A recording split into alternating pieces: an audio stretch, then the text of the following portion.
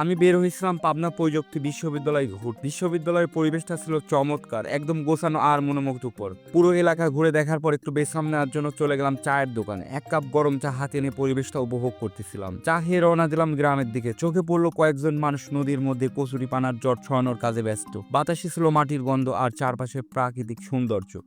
আমার মূল লক্ষ্য ছিল বড়ই গাছের কাছে যাওয়া, কারণ তাজা বড়ই খাওয়ার মজাই আলাদা। বড়ই গাছের ছায়ায় এসে দাঁড়াতেই চোখে পড়লো গাছ ভর্তি টসটসে পাকা বড়ই। লালচে হলুদ রঙের ফলগুলো ডালে ডালে ঝুলছে, যেন প্রকৃতি নিজেই আমাদের অধ্যয়ন করতে চায়।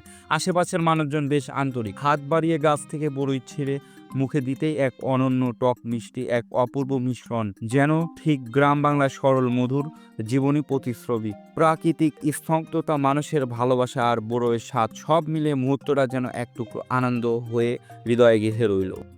সেখানকার লোকজনের আন্তরিকতায় আমরা আমাদের পছন্দ মতো বড়ইগুলা বেছে খাচ্ছিলাম এবং সামনের দিকে এগিয়ে গিয়ে দেখতেছিলাম।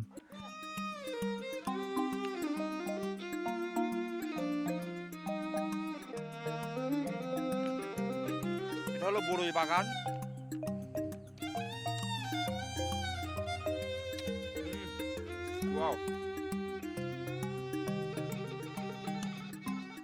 বড়ই খাওয়া শেষ করতেই বড়ই বাগানের ভিতরের পুকুর দেখতে লাগলাম।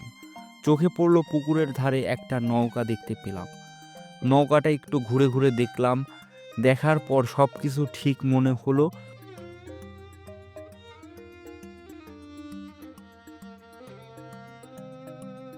নৌকায় উঠে গেলাম এবং কিছু সময় নৌকা চালালাম। বাতাসে নদীর শীতল পরশ যেন এক অন্যরকম প্রশান্তি দিচ্ছিল।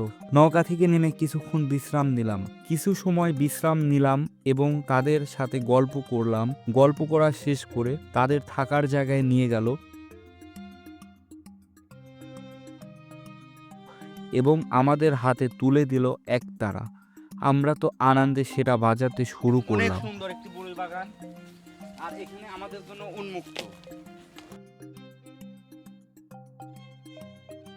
আমি এই বড়ইয়ের সাথে সাথে আপনাদের একটা গান শোনাবো, যেটা আমার খুবই পছন্দের গান। 1 মিনিট, আপনারা একটু বড়ই ভিউটা দেখেন।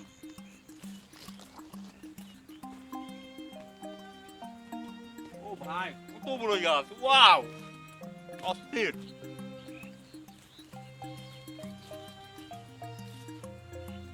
আমার বড়ই দেখে আমার অবস্থা খারাপ, খালি বড়ই খাইতেই মন চাচ্ছে। খাঁচার ভেতর তিন পাখি কেমনে আসে যায়, খাঁচার ভেতর।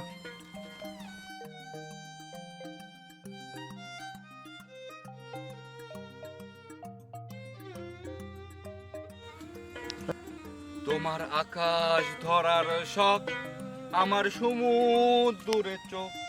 আমি কি আর দেব বলো, তোমার শুধুই ভালো হোক।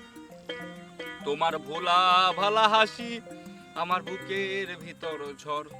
তুমি চলতি ট্রেনের হাওয়া, আমি কাঁপি থর থর। তোমার নানান বাহানাই আমার জায়গাটা কোথায়।